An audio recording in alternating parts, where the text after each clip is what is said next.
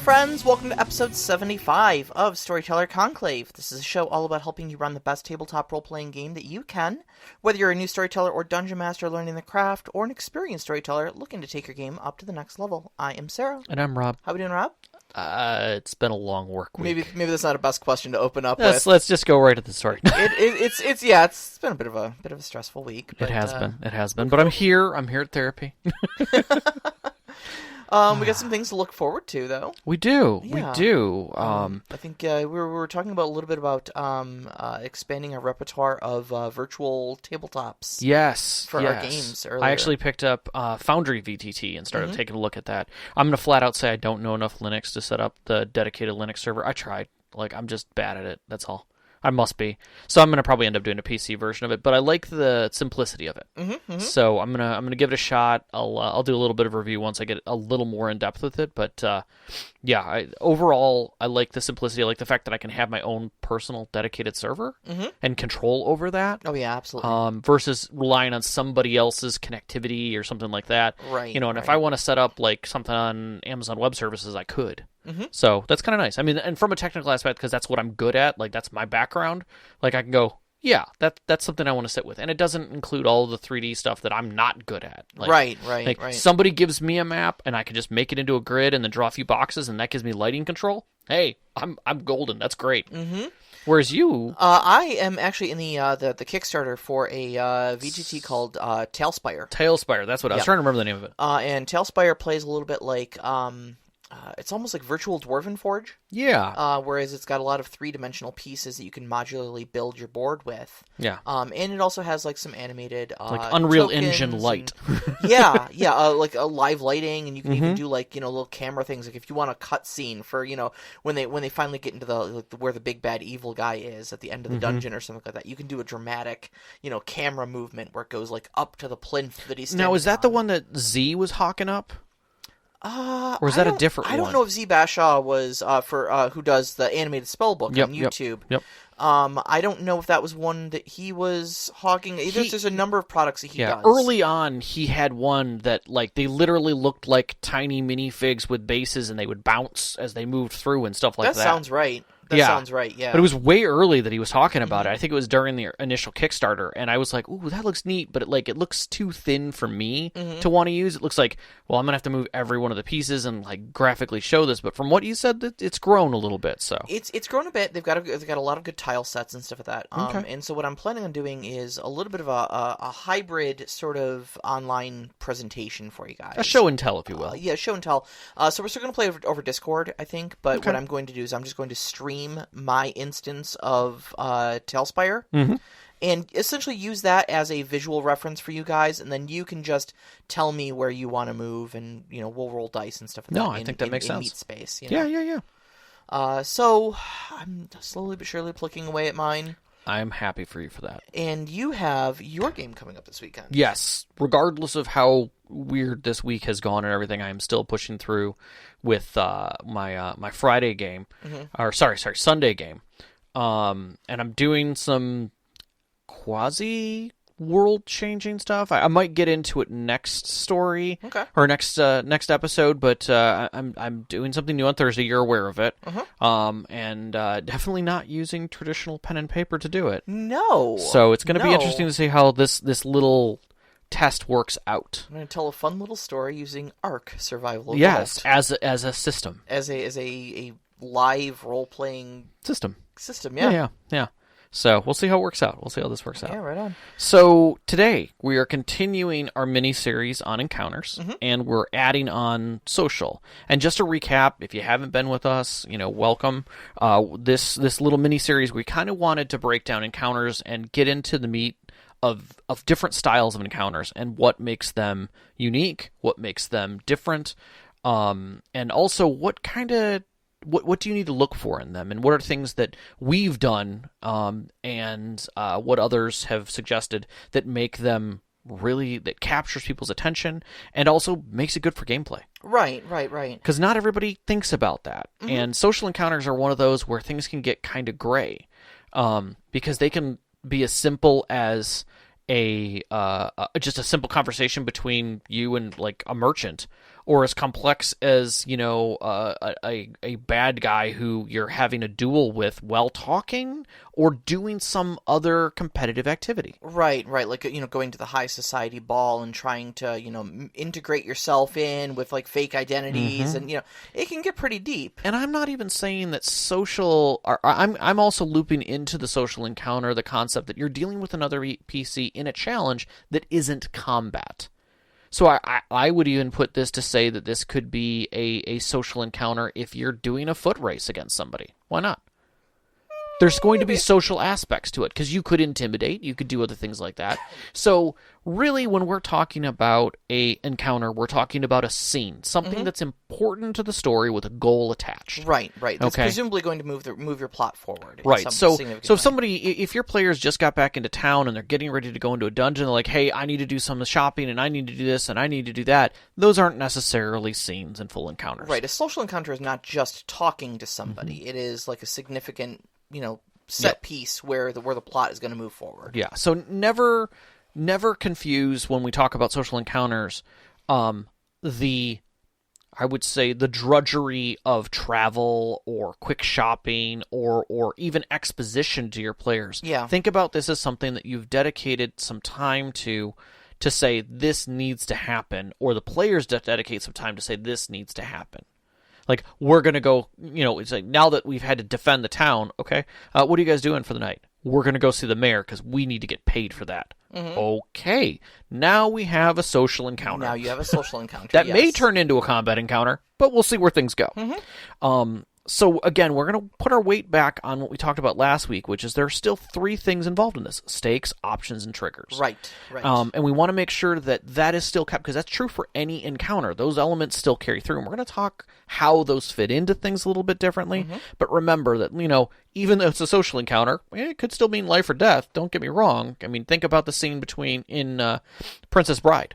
Yeah. That was a social encounter with where death was on the line, but it's a thing. That's a social encounter. It was a social encounter. So you got to think about that. What are the options that both the PCs and the NPCs have in that?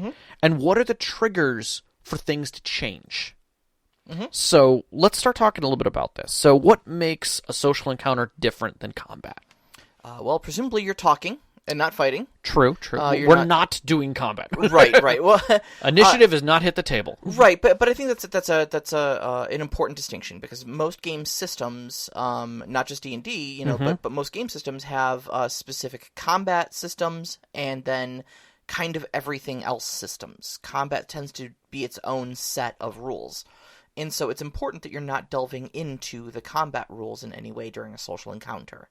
And that means that you're using whatever it's got left as rules, which, for instance, like in D&D 5th edition, some of those rules are pretty fast and loose and not really terribly fleshed out, and a lot of discretion's left to the storyteller, whereas your combat is usually very strictly defined. Yeah, and I think sometimes that is at a detriment to the storyteller. Because they look at if you're brand new to this, D&D looks just like a tactical combat system with some stuff thrown in to take care of the other pieces. And to its credit, you can play it like that. And it kind of has its roots in that. But at the same time, though, for those of us who use it as more than that, sometimes it can feel a little lacking outside of combat. So I was actually on Reddit earlier, funny enough, and actually in a 7th forum. Okay. And somebody said this, and I thought it was really interesting. It was BMR42 said this. If the only penalty is HP damage, hit points, and the possibility of death, things get repetitive quite quickly. Adding other goals to a conflict, protecting bystanders, catching them from fleeing informant, stopping raging fire, on top of enemies, keep things interesting. It's about choice. Each player generates a slightly variable amount of a resource in each conflict, and then they have to choose how to allocate those resources to get the results they want and decide which things are not as important to them. So when we look at an encounter, we have to look at it from more than just a combat, life and death situation. And then we have to also see what the players are allocating themselves to. And come to a solution. And that's what makes things interesting.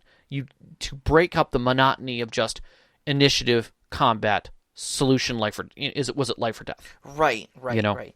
And I'll tell you, and then clean up. It gets really not only monotonous, but also gets very stressful when your life is constantly on the line and every conflict you're faced with is always, life or death. I think that one of the vital positions that social encounters play in the storytelling experience is to give you those sort of gray areas, I suppose, where success and failure isn't as cut and dry as who won the combat. Correct. And the stakes aren't always who's going to end up dead at the end of this. Yeah, there's a neat. I don't know if you've seen Good Will Hunting. Yeah. Or how long ago, but I was literally just watching a psychologist review of it. I think I watched the exact same thing. And it was just the first time they meet. Mm-hmm.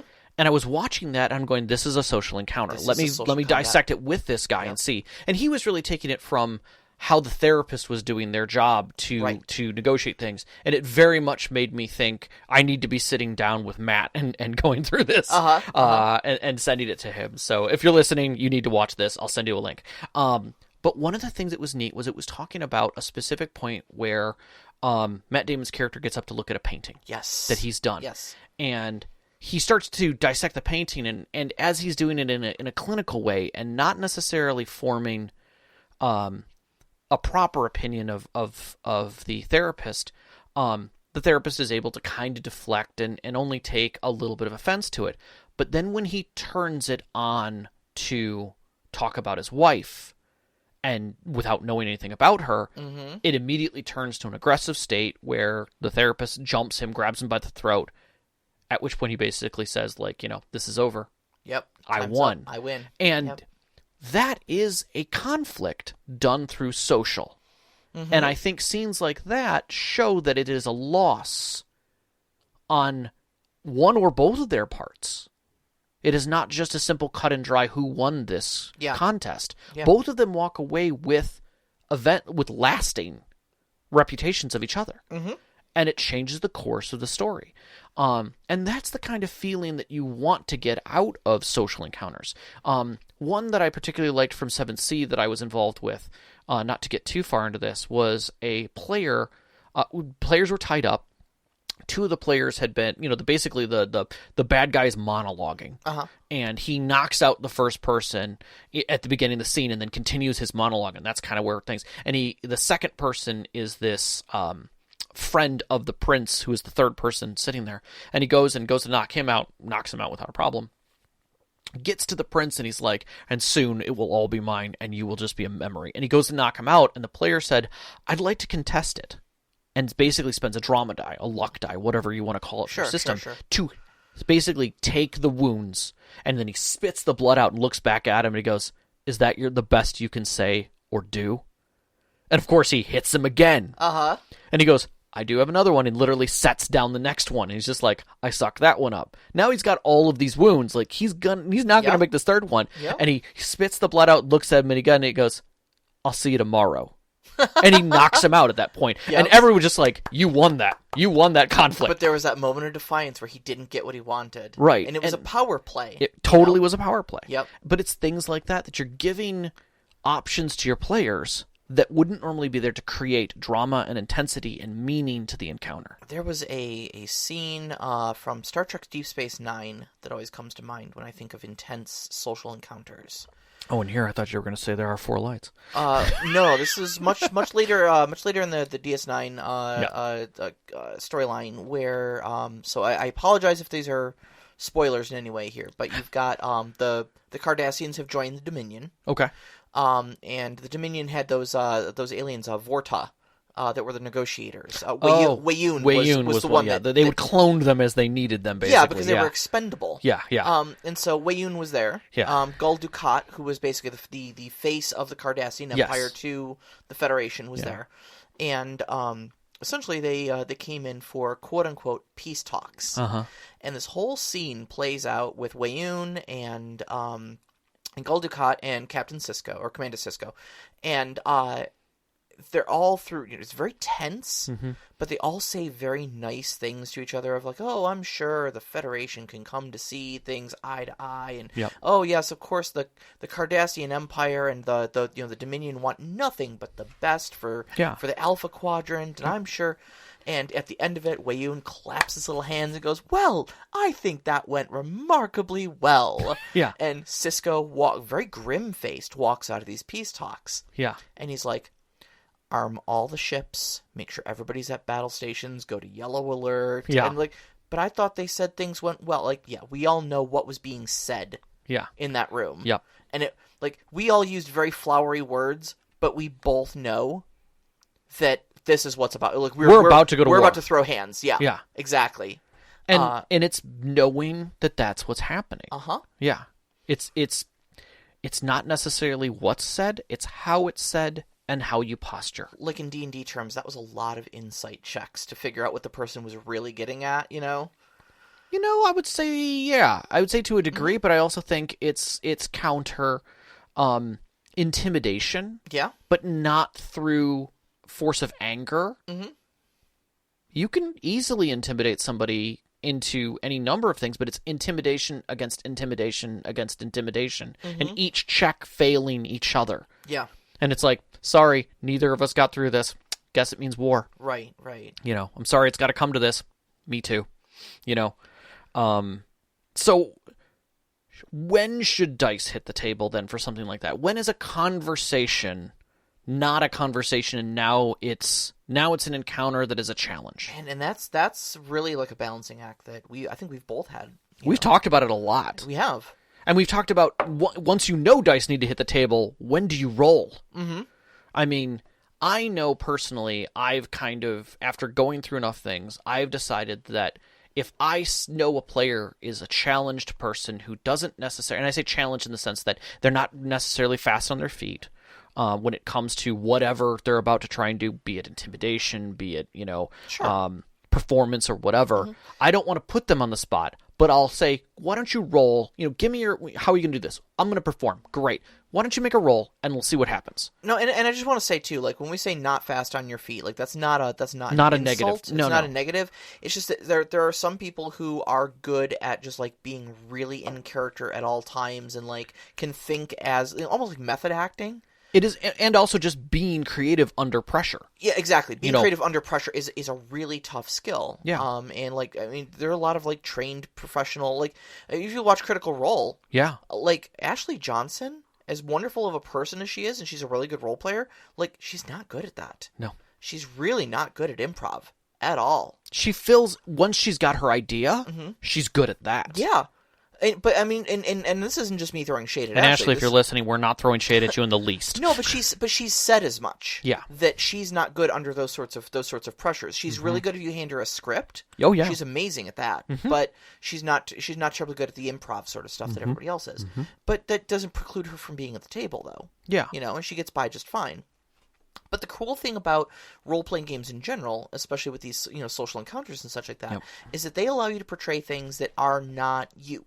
Correct. They allow you to hop into the heroic shoes of a make-believe character, and we don't expect everybody to have sword swinging prowess before they sit down at a D&D table. Yeah. So we shouldn't expect you to be an expert speechwriter, right?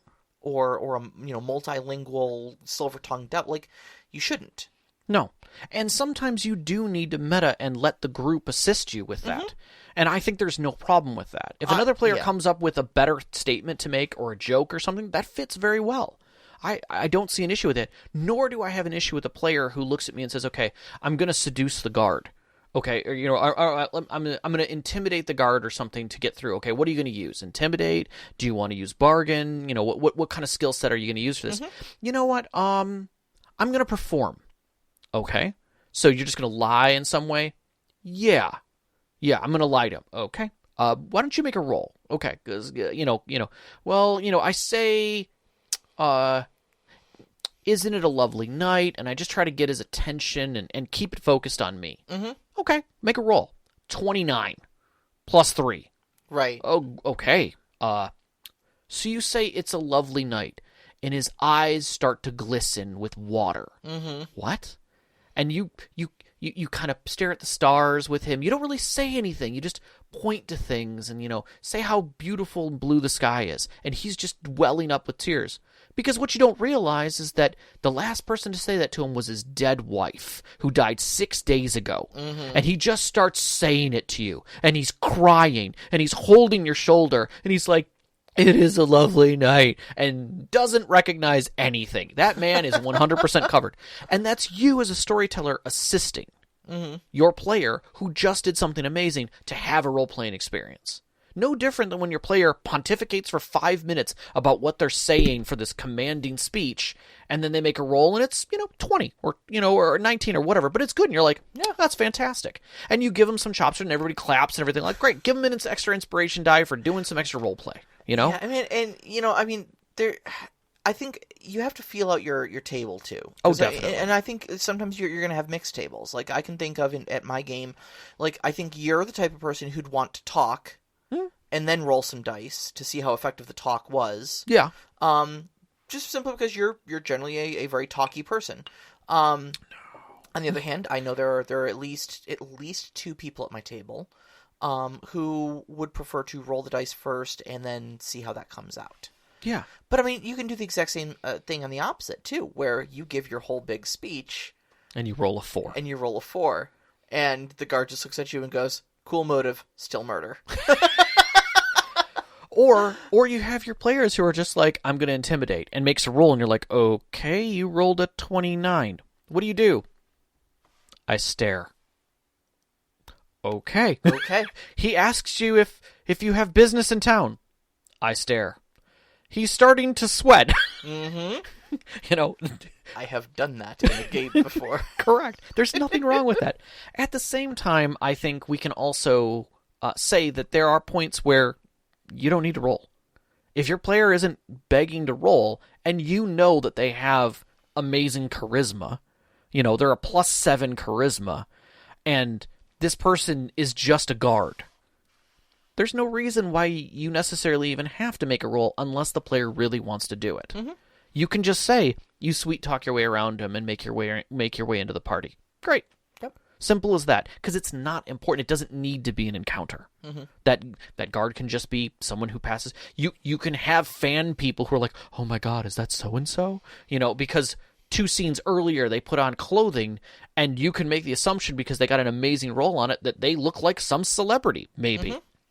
And now they're just wandering through like, "Is that David Bowie? No, that can't be David Bowie. It's got to be Annie Lennox." And everybody just makes assumptions, Knox in the Box in our live chat asks, "Would you ever let a player play a mute? How would that even work?" Yeah, 100%. Yeah, you could. I have no problem with that. I would say that there are amazing things that role players can do, but I would say that playing a mute would have its challenges, obviously, and in some games there's actual dictatable settings for that. But it also comes down to the player of asking us, like, "Okay, so how are you going to perform and communicate?" And if they're like, "I'll be using cards," okay. I can think of a few movies where that worked out very well. Yeah. Most of them were comedies. Sign language is a thing. 100%. And I assure you, there are some universal signs that everyone understands. Like, one of the fingers on your hand represents, "Excuse me, I need to merge." Very true. Very true. And, I just have to say it, not all challenges are equal. Yeah. There are some where, you're just going to say, yes, this happens. You brought it up for the Aeon universe. Oh, yeah. You have these mega intelligence people working with normal people. Right. They're going to be able to think circles around them. Well, yeah. So one of the things you were saying is like, if there's a big enough disparity in the numbers, if somebody has like advantage and +4 versus someone who doesn't even have a bonus, you might consider just not rolling the dice. Yeah. And just having that. But I think, we kind of get stuck in the mindset where a lot of the rule systems require us, anytime there is a skill question, to make the check. Yeah. To roll some dice and see how the rule system adjudicates that. But I think we've both experienced times where there have been some really unsatisfying outcomes where you think the outcome should, and even like dramatically, be preordained as a success or as a failure, when all of a sudden, dice hit the table and that miraculous either natural 1 or natural 20 or whatever the dice, are, comes up, and you're kind of left gobsmacked going, that shouldn't have happened. Yeah, and I think as a storyteller, you can either accept those wins and losses, or you can fudge. Yeah. And I think there are times when, especially in social encounters, where a loss can still mean a success. It just means a success and. But I think it's important to note, though, that you don't always have to roll dice. You can, as the storyteller, just simply say, like, look, you are the bard of the group. You have a +11 on intimidate. Yep. What do you want? What do you want this? How do you want this to go? Yeah, exactly. How do you want this low level, enforcer to feel? Who is literally just like a club and no armor to feel? How do you belittle him? You know? Yeah. Okay, Porthos. Everyone knows you because you win. Right. Period. Like I'm not gonna make you roll. Like even if you botch that roll completely, you're still gonna come out with like an 11. Yeah. And it's still gonna be enough to beat this guy down. And the reason I brought up Aeon Verse was because in Aberrant specifically, where you're playing superpowered characters, you have what are called mega attributes. And that's things like mega strength, mega dexterity, mega stamina that we're all pretty familiar with as Superman style characters. But there is also like mega charisma, mega intelligence.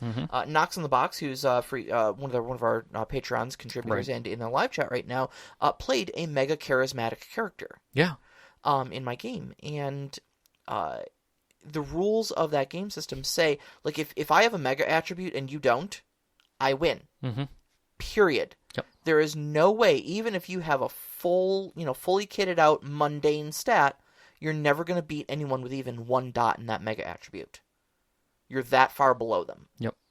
And so I think it's important to note that you don't always have to resort to dice. Yep. Allow for that possibility. Yeah, allow for the chicken boo. Who just gets away with everything. Who just does it, yeah. That's right. That's a chicken. What are you talking about? That's right. I literally had an idea for something, and where... Bear in a trench coat? No, actually a T-Rex. With the maxed out bluff check? Yeah, it was a T-Rex paladin. Uh-huh. Who everyone knows. Well, that's Lord Teeth's. Yes. It's like he's the paladin of light. Dude, that's a T-Rex in armor with a sword taped to his arm. Now, he had injuries. Those the restores didn't work near. That is literally a T-Rex. So, okay. Let me get back on topic here a little bit. So, we're not off topic really. So when we start talking about social encounters, just to lay this out for the next section, because we're going to get into some depth here, I just want to say that not all social encounters are equal. If your players are just quickly talking to a guard, a shopkeep, an owner, or something like that, and it doesn't have meaning to you or them, let it just fly. Their dice doesn't need to hit the table, or if it does, like, I need to do a barter check because I want to haggle with this guy, do a quick check. Sure. Let it go with that. But it doesn't need to turn into a social encounter every time you want to buy 20 arrows. Exactly. But when you do want to have a social encounter, remember that the NPCs are your mouthpiece. That is exactly how you, as a storyteller, communicate to your players. So use them. Don't just let them be fluff. Every time you speak through an NPC, it should have meaning. And it should have at least some level of meaning and should have some prowess behind it for who that person is. They should be significant in some way. Yes. Now, this is where we start getting things. They should be necessary. So if I'm having them talk to a trader and I'm going to do a scene with that trader, now they know there's meaning. Now they know something about this scene is different. What is it? Is it that he has something special in his place, or some bit of plot information is going to come out of this? So they're going to be listening to the scene, and that's what you want to capture. You want these social scenes to capture your players. And there are ways that you can do this, but just remember that this is the time to do it. This is a scene as any other depth should have. So when a child runs into town saying Timmy has fallen into the well, right? That is a social encounter. Now, you could say in exposition, a small child runs into town screaming, Timmy has fallen into the well, and everyone rushes out to the well. And that's where your scene begins. Mm-hmm. But if you have Timmy run into town and grab you and scream that someone has fallen into the well, you are starting a social encounter with that child. Yes. Whether it leads to wherever it's going, there has to be other exposition besides what you just did. Yes, the Chekhov's gun is there. There's somebody in the well. Mm-hmm. But there's probably more going on there that they could go into, and that is where the options come into play of how they handle that. Mm-hmm. Mm-hmm. Likewise, a tailor could be doing a cloak for one of the players. Like, hey, I want to go buy a new cloak. Excellent. Anything in particular? Yeah, I'm looking for something fine because because we're going to be doing these things. Great. You go into the tailor shop and you meet with this tailor and you explain the tailor and he makes note of you, puts you up on a stand, and while you're there, the whole scene comes out that you find information about the upcoming ball and who's going to be there and that there's this foreigner in town and you can ask questions, and now it becomes a whole scene and information gathering for what's going on. I see I see your wife in the live chat is making the exact same screwed up faces that I am right now, going, no cloaks. I did maybe have an NPC who was a tailor who may have also been a she. Yeah, may also be possibly the creepiest character you have ever introduced in any of your games whatsoever. I don't know, the mirrors were pretty damn creepy. I wasn't around for the mirrors. Your loss. Yes. But yeah, the Schottenman was a character that I did put together just for that reason, and he came out of a side character, in fact, that became a main character because of the way you guys dealt with him. And so I used him as a reoccurring character who would give you guys... Well, actually, I'll explain later what he gave you guys, but because it has relevance. But NPCs aren't random when you have a scene with them. They aren't meant to be random. They are meant to be there to be your voice. So keep that in mind. Mm-hmm. That's what we're talking about when we're talking about an encounter. We're talking about the moment that it has depth. So that NPC that you bring in should have life and direction and some simple motivations. Yes. Okay. We're not asking you to have a stable of actors waiting. And I think you do a really great job of preparing yourself to have actors. Right. Like any location that the PCs are going to go into. So when I'm writing up the setting for the actual location, like so the village of Ardglass. Sure. I will write down, okay, so who are some common people they may run into in Ardglass? Mm-hmm. They're probably going to run into like an innkeeper. I'm going to have like, I don't know, a blacksmith, two farmers, a mayor of some sort, Mm-hmm. Who are the common people that adventurers always want to talk to when they go into a village they've never been into? Sure. And just kind of think about that and just have some names. Mm-hmm. Races and like an attribute written down. Yeah, I think that names are one of the most important things. Like, I traditionally don't have that ready. Mm-hmm. I have an idea in my head of what the town looks like, mm-hmm. and so when a player asks for something, I will pull from a list that I have on the table of some names that I have for that area, both men and women, and races if needed. And then I'll also, now that you've kind of thrown this in there, I'll throw a quirk in there. And I say a quirk because it's not necessarily a voice. It is a voice or a mannerism. For instance, I might look down the list and say, this person has a twitchy right eye, or they've got a stub for their left arm that they itch because it always itches for them, and it literally their arm's lobbed off right at the elbow, mm-hmm. And it has never really healed as well as they'd like it to, and these types of things are much easier for me because if the character isn't something that I feel has depth or meaning, I may not throw a voice to it. Mm-hmm. I may not be able to recall that voice quick enough, but I could definitely sit there and say, he scratches his stump a few more times, or his right eye twitches, real rapidly, and then he kind of rubs it and relaxes again. And that reminds you of who that character is, that they're a person. This is depth. Twitchy Eye guy. Exactly. I don't remember what his name was, but it's the Twitchy Eye guy, But it also helps for the, and I would say this would definitely help storytellers who don't have voices, mm-hmm. Or who may be typing this out all together or making quick notes, this way that you have clearly identifiable ways that your players can recognize these NPCs. Yeah, I think in the like the Dungeon Master Guide, there's a random 100 list of attributes for NPCs. Yes. And it's all things from has a scar over their left eye to has shockingly pink hair to speaks with a slight stutter or whatever. That you can easily just roll this thing on random, and now your NPC has a bit of flair, a little personality. So even if you're not like super into doing voices and taking intricate notes and stuff like that, at least now it's not just another DM NPC. Well, that's what you 27. never want to have. Right. You never want that feeling, and we know those moments, and it doesn't help. Another thing that a lot of people will forget is these are characters. These are people who are in the world, and one of the simplest things that you can add is a goal. What is their goal right now? Yeah. And effectively what that means is, what are they doing? Are they on their way to church? Are they coming back from shopping? Is this person in Hangar 6 working on the oxygen cleaning system? And that's what they do. So when you approach them, they are doing that thing, and that may be very busy.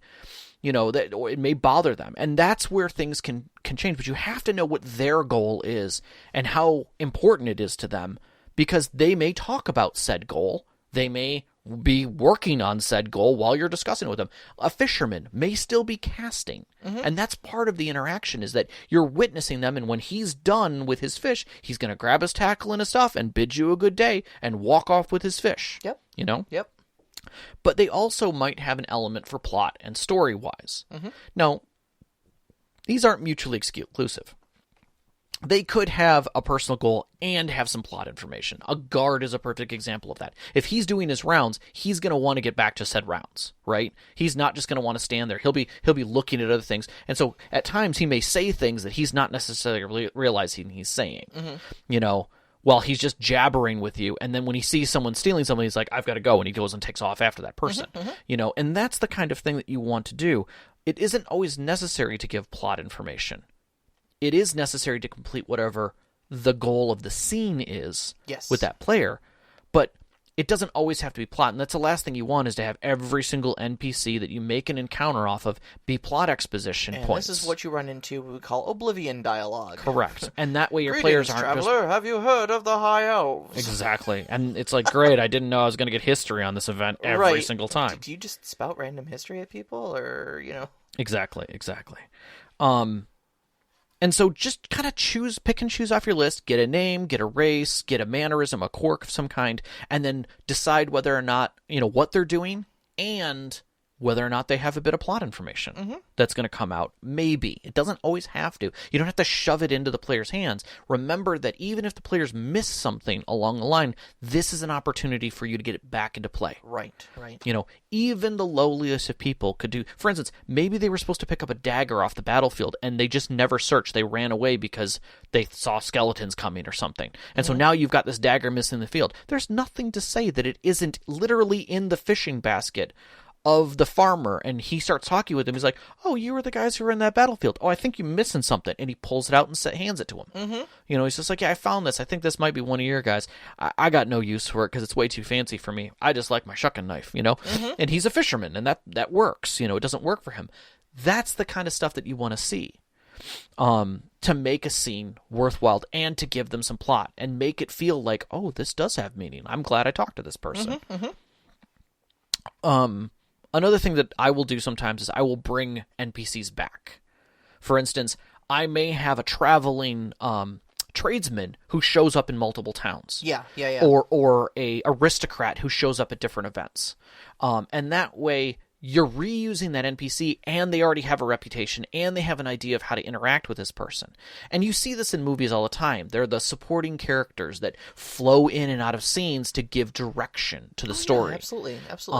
Gandalf is an example of actually a supporting character who comes in and out of scenes. He helps guide the story along. Well, that's one of the things, too, that I like. I talk a lot about my love for Deep Space Nine over other Star Trek properties, simply because it took place on a space station, and that location, the key location, did not move. No. You had all those other NPCs, all your lesser characters, essentially, in the story, all got their own unique growth arcs and storylines. you know. Yeah. And even if they only showed up once or twice a season over the course of 3 or 4 seasons, you still got to see how the overall plot was affecting them as well. Right. And that really enhanced the world building. So it's really good to have those recurring characters. Yeah. Because they're a good reflection of what's going on in the story. I love Garrick, the tailor. Yeah. He was one of my favorite characters because people would come to him and he would always have this visage of jovialness and comfort, and he didn't know what was going on, but pretty much everyone knew that he was some kind of spy. Ex-Obsidian Order spy. Yeah, and they would use that to their advantage. They would have him listen in on things to be able to bleed that information away and have plausible deniability, because he was no fool. I believe you have me mistaken. I am just a simple tailor. Exactly. And I believe that you may find the answers to your questions if you come tonight and buy a suit at precisely 11:05. Exactly.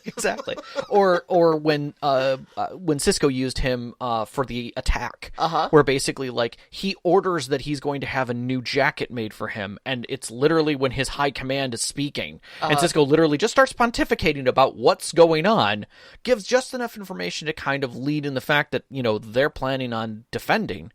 And so Garrick immediately goes back and reports back to the Obsidian Order, this is what's going on. I just heard about this. Like, I have no doubt that he is not that serious. And you can check your records, because I did. Like, I hacked their systems. Yeah, it's happening. Like, this is going on. Oh, well, we have all this intelligence. Your intelligence is effing wrong. You know, bad shit's about to go down. So taking that, let's talk about what makes a good social scene. Right. And we talk about stakes, we talk about options, we talk about triggers. But let's kind of pull that together now. So in the case of stakes, what is it in it for the PCs or the NPCs? What do they have to work out to within the stake? So it's, you know, is the party trying to get in? Are they trying to get into a party without an invite?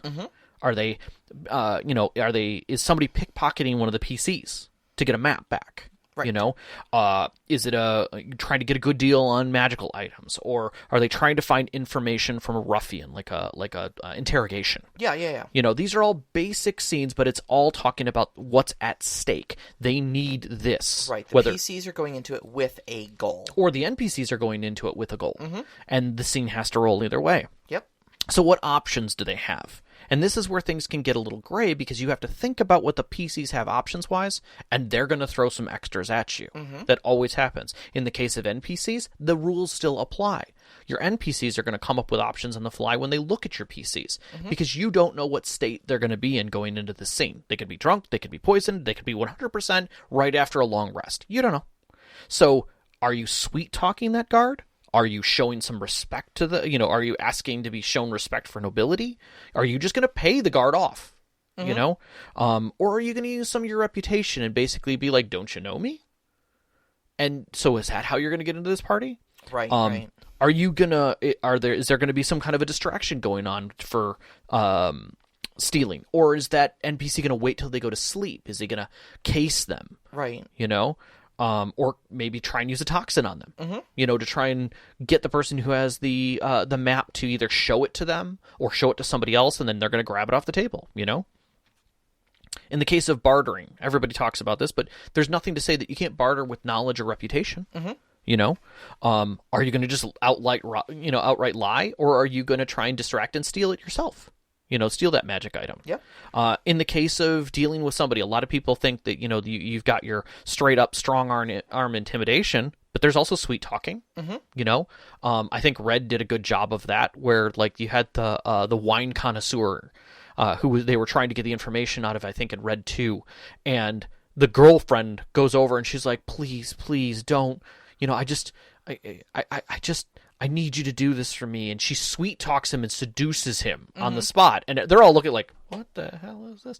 And she gets the information. Yeah.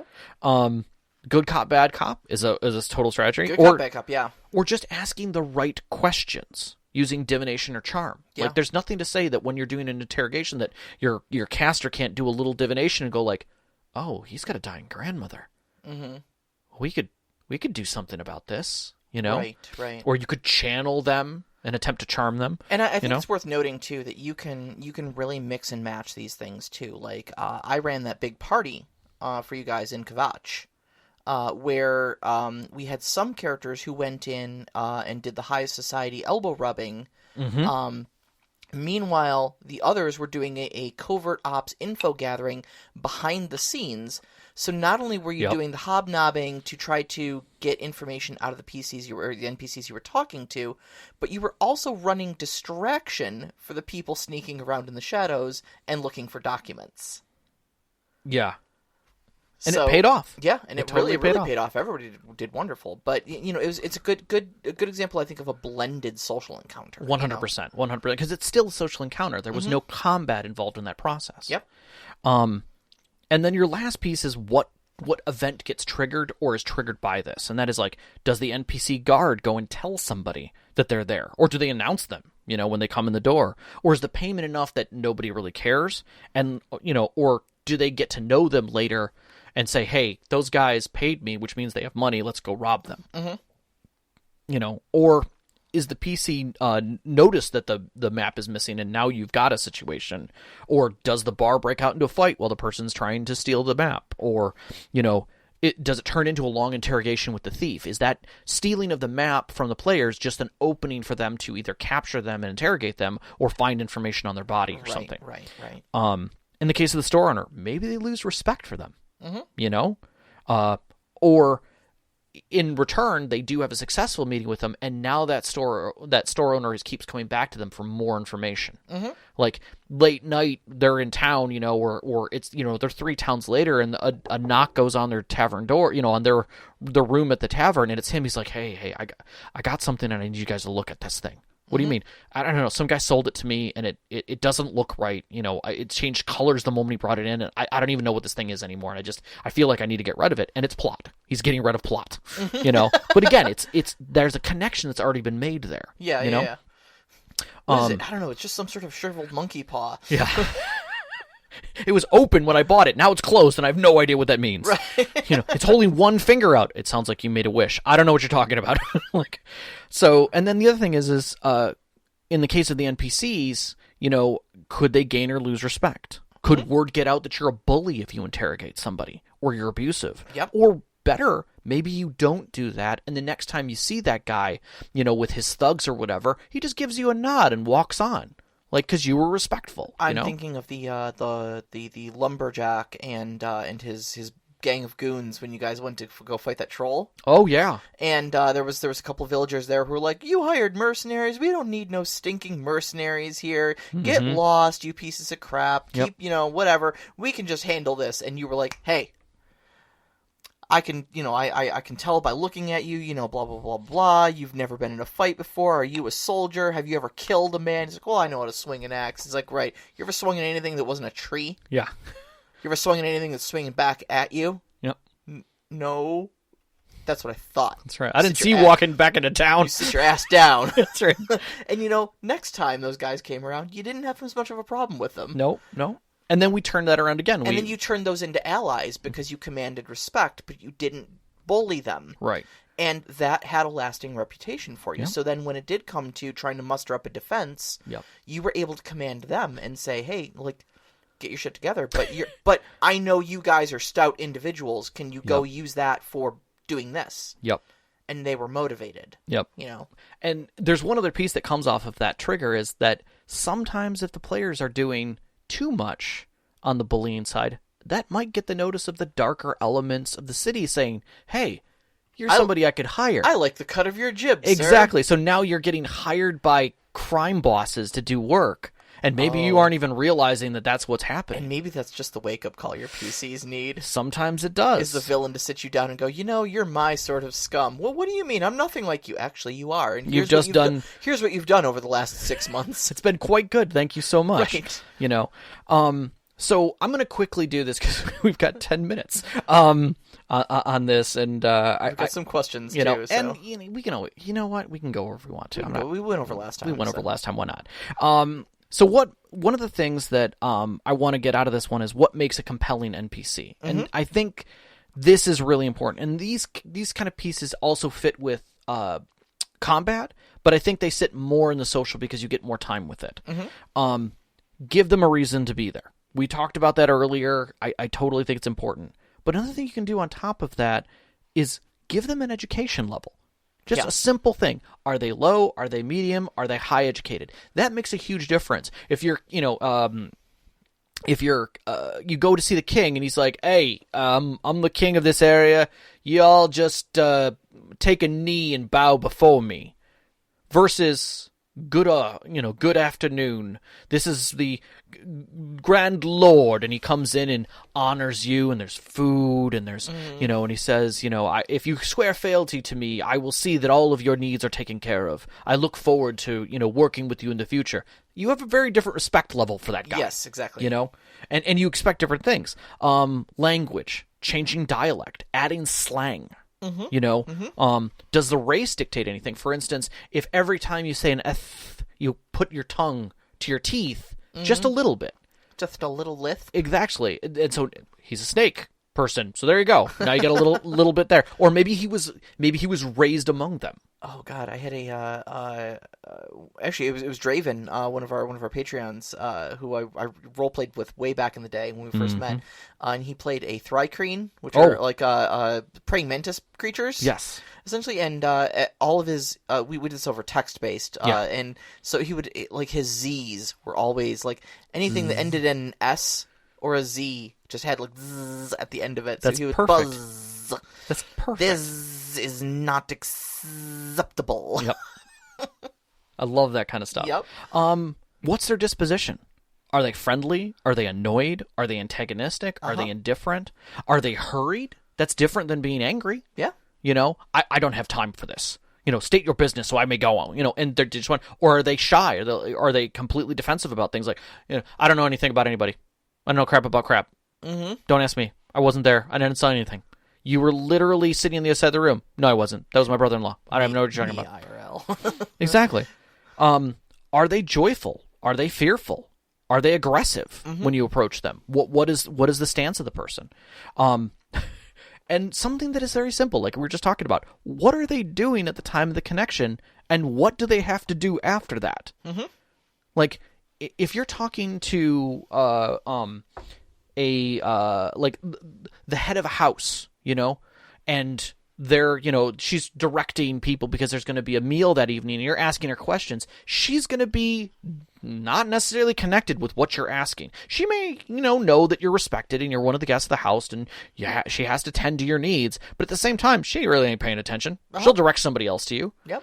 And her thing is that she has to go handle something else. She doesn't have time for you. But she can't be disrespectful of you either.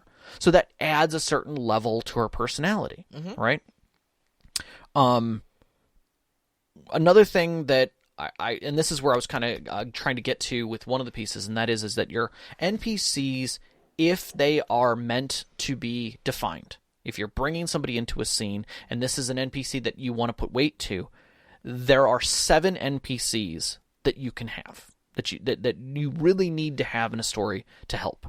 And these all make sense, and going over this list was neat, and it was another one of Guy's things that did this, and I'll post it up for you guys so you can see it. I highly recommend you do it. It was things that I naturally do and I didn't think about.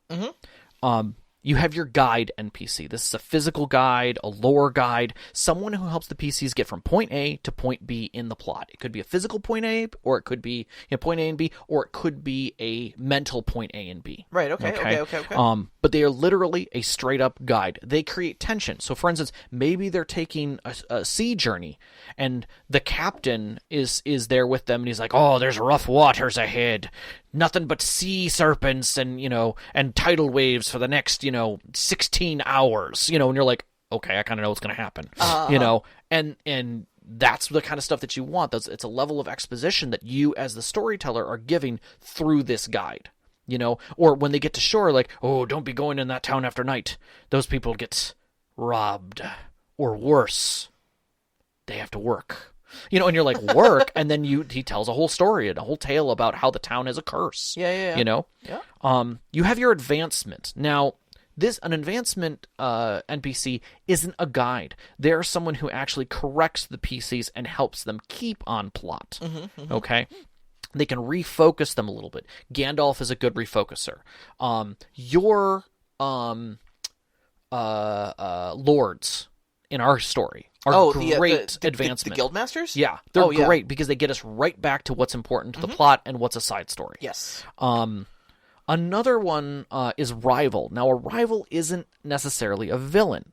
They push the PCs to be better. They point out the flaws. You can have friendly rivals. These literally might be like, maybe your group who's going and taking care of all these little things for the king, maybe there's another group of adventurers there too. And they come in, they're just like, you come in all downtrodden and dirty and everything into the inn, and they're sitting there totally clean, eating a giant meal, bags of gold sitting next to them, like, oh, I think you were 5 minutes late into that tomb. Probably should have done that because we got paid and you didn't. And that's the kind of stuff that that rivals do, is they push you that little extra, and they could be villainous, but they're not. They could be, but they're most likely not. Sure. You have your mentors, and these are not a guide or an advancement, but they are direct guidance that doesn't have answers. They might give you clues. They might be an answer to something that's coming up. For instance, a good mentor might be a lore master who directs you to information or to a guide or to an advancement. They're also something that the players can come back to. And mentors are meant to be a direct connection, an honest connection for the players. I'm thinking in my game like like Diksha from the Temple of Dibella. Yep. Who's your mentor? Yep. She's a priestess there that you go see, or Vedran Telvanni, Ambassador Telvanni from the Mages Guild as well. Yep. You have your long-term NPCs, and these are sometimes regular NPCs who maybe just connect up with the group and loop back a few times. And these have direct bonds to the players. In the past, we used to call them companions, and they traditionally are someone who the players can regularly get assistance from. That is meaningful assistance. Whereas you have support NPCs, and these are the ones who take care of your menial tasks. This is the innkeep that takes care of like making sure your horses are tended to, or a maid there at an expensive inn who's able to go ahead and get your weapons sharpened or your clothes taken care of. So, and then finally you've got comic relief. These are people who help you via a mirror see the party differently. It could be a little kid who points out flaws, like, well, why are you beating that guy up and not that guy? And you're like, oh, yeah, where are we? Yeah, actually, I've got one of the bards in the Warriors Guild, the Fighters Guild that you guys have, Balgruff, who oftentimes is kind of the drunken Nord that our fighter likes to sit down with a lot of times and just have some good old palling around stuff like that. But he mostly just kind of serves the function of sitting there and joking around with you guys during your downtimes and allowing you to kind of reflect upon that and have your sort of home base camaraderie. But at the same time, you point out our flaws. Through that of like, well, why would you do it that way? Well, he got the job done. Of course, he's going to rib you a little bit. Exactly, and that gives you that flavor. So each one of those NPCs. Of those 7 add flavor to the story in a meaningful way, and your players can trust those positions to come back again and again. So I'm going to throw both the links out there that I've got from. Excuse me, too much Belvany. For those for guys things, because they are fantastic ways of getting into your characters, and he gives some really direct examples of those, and I think they're fantastic. Anything else, or did I beat this topic to death? No, I think we're thoroughly, and we are 1 hour into this, and we haven't even hit questions. All right, well, let's get these questions in then. Yeah, let's get some questions. All right, so let me start with this previous week question, or do you want to save that one for last? I think this is good. Because we're sitting right at the end of the 2 pieces, and that's kind of where I wanted to put it. All right, so Overwatch, and this is a leftover question from last week, so I apologize for not 2 weeks, actually. To getting to this earlier. There appears to be a trending style change from more tactical, crunchy type games to faster, looser styles becoming prevalent. Emerging games often cater to this. Is one the result of the other? Which do you think came first, the trending style change or the games that encourage it? Also, if you're playing the Storyteller Conclave Drink at Home or drinking game, that's one drink for crunchy. Yeah, we did say crunchy. Yeah. So I kind of go back and forth. I think this was more of people playing with less rules, trying to cut down and get back to storytelling, basic storytelling. And I don't think it was a build-up from something that was simpler into it. I think it emerged from that. So I would say it was that the style changed, came into the games. Because you had game developers who were saying, this is the kind of story I want to tell. What do we need to do to make the rules to fit that? I think... Because we're talking about it right now, D&D doesn't really have a good system for handling social. It's true. It's there, but it doesn't discuss it very well. So I don't know if that's necessarily where this question's going though, because okay. We're talking about Apocalypse World versus D&D. Yeah, but I still think, look, moving even from 3rd edition to 5th edition D&D, things got a little faster and looser. Way true. But at the same time, though, D&D, I think, still amongst our current stable of, modern games, is still on the crunchier side. 100% agree. It's very tactical. It's very numbers-based. It's still very role-based. And so I think, as far as the chicken and egg question goes, I personally think that it was... I think a lot of the crunchier rules are holdovers from the old style of games. Like D&D specifically. I agree. I think, if role-playing games were a tree, D&D was the trunk. Yes. And it started off as the seed, it started off as the sapling, it started off as that one sprout, that one twig that everything just kind of came from. And so, earlier on in your games, you had a lot of these, they were all crunchy because that's how you did them. There were no other options. And then I think as time goes on and this tree gets bigger and branches out more, I think people are realizing that you don't need to be as close to the trunk of crunchy, tactical, dungeon crawly games anymore. You're going to get everybody drunk if you keep this up. Oh, they're keeping tally in the... They are seriously keeping tally in the live chat, of how many times we're saying the C word. But what I'm saying, though, is I think as time goes by, people are realizing they don't have to emulate D&D anymore. And I agree with that. I agree that I want to say stories like... that happened back in the creation of new systems. World of Darkness. Yeah, World of Darkness was huge. World of Darkness was huge, and it cut back on the crunch. Yeah. Drink. I know. Hey, you have 3 to catch up on, and you're out. I already finished. But and then you have Palladium, which was not. It was a switch completely to and GURPS. Yep. And those became very prevalent systems, and then we got into things like Apocalypse World and Fate. Yeah. And started pushing those games. And then you had the side story games that were basically system games themselves, like Kill Dr. Lucky and some of that stuff. There's another one out there that I can't think of. I had just a second ago. And so I think as we started moving away from that tactical dice fits all the ways of doing it, and we started exploring those other things, we took out some of that. And I say we as a whole, we as the greater we. So I still think there was a movement to it to get to the story without having so much book. Because, I can tell you that I've seen, especially in the 90s, late 90s especially, there were tons of games that were one book. Oh, yeah. And the rules in that book were very slim. And the rest of it was all, how do you play this? How do you storytell in this? What are the things? There was Fiasco is a role-playing game. Okay. One book, small book, and it's about basically what happens when you have a fiasco in a movie. Oh, okay.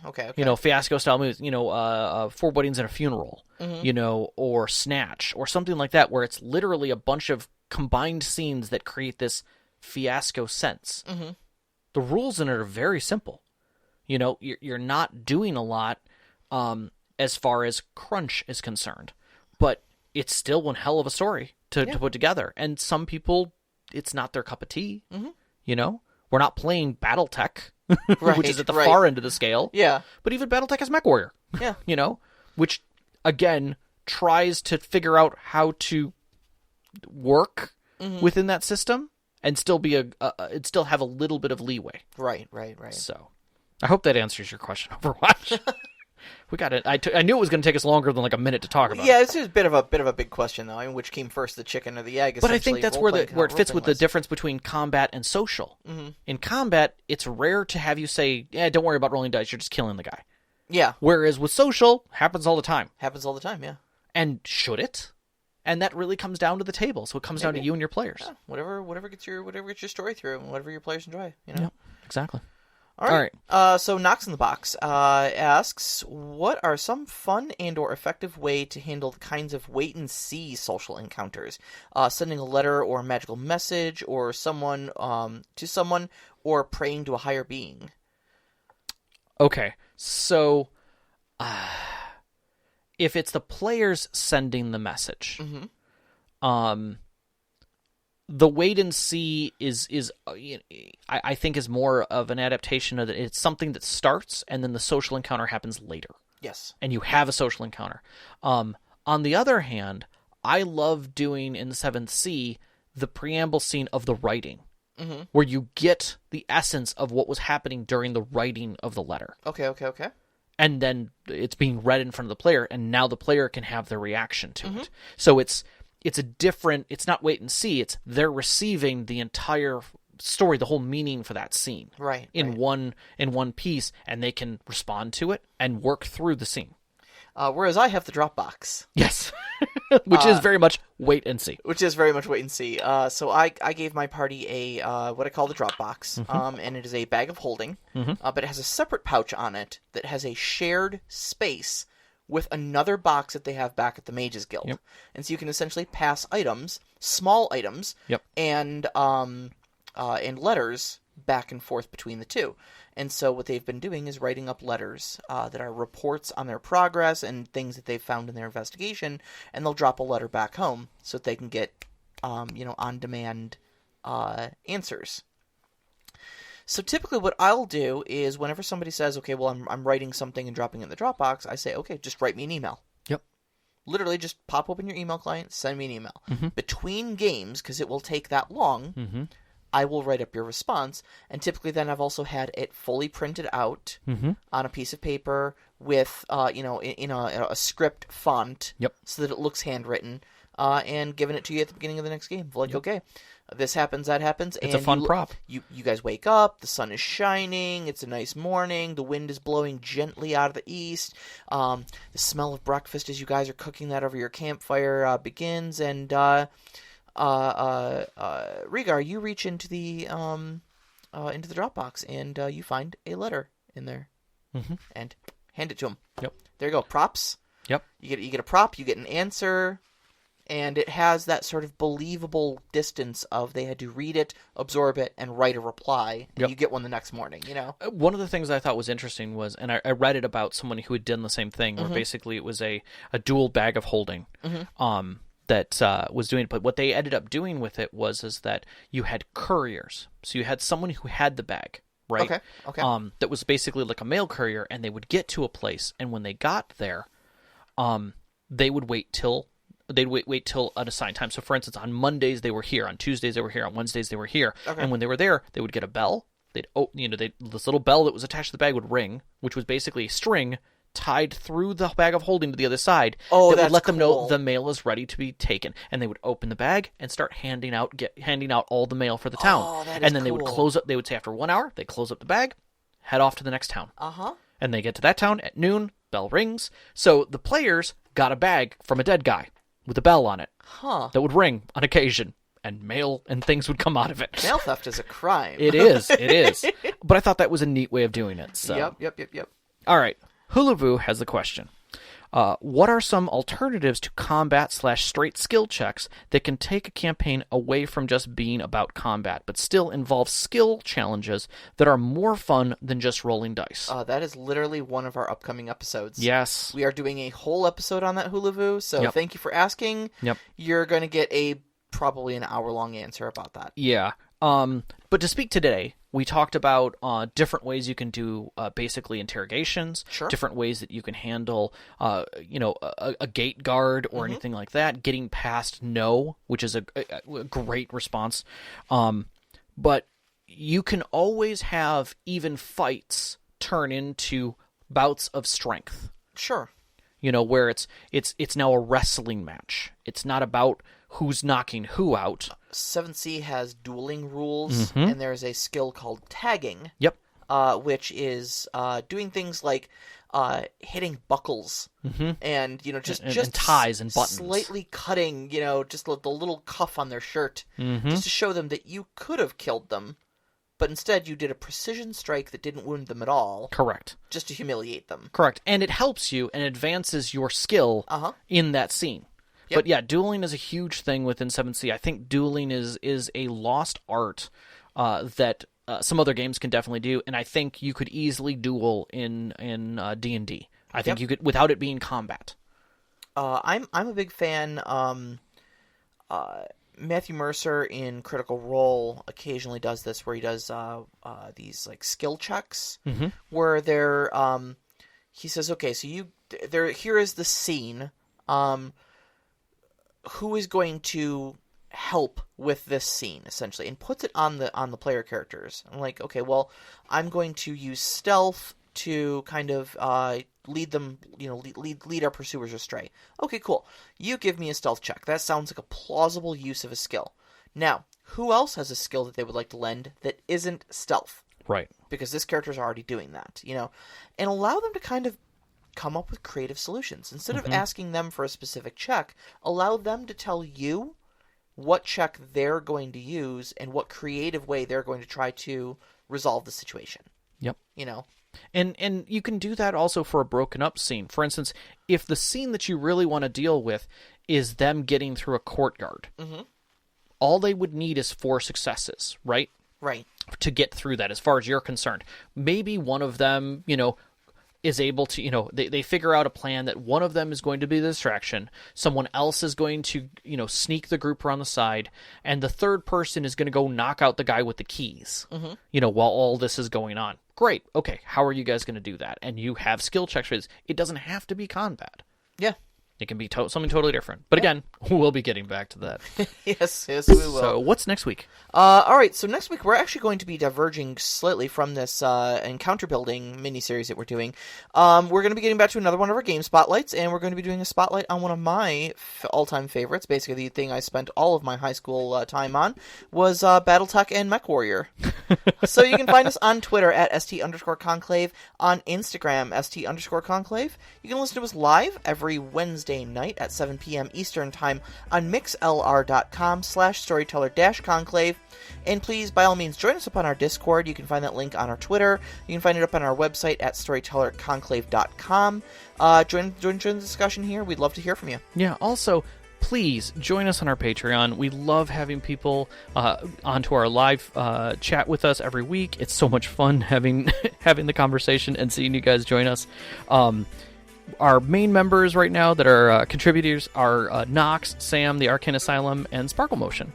Our pre-show music is Arcane Anthems. You can find them at Patreon-Arcane Anthems. I highly recommend you check them out for your games. Our intro music is Beyond the Wars by Geefrog. You can find that at geefrogmusic.weebly.com or find the link on our site.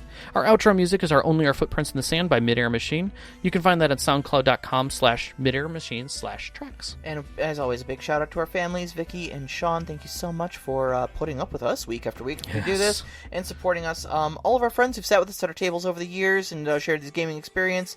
And of course you, every single one of our listeners. Stay safe. We love you. Love you very much. Good night. Good night.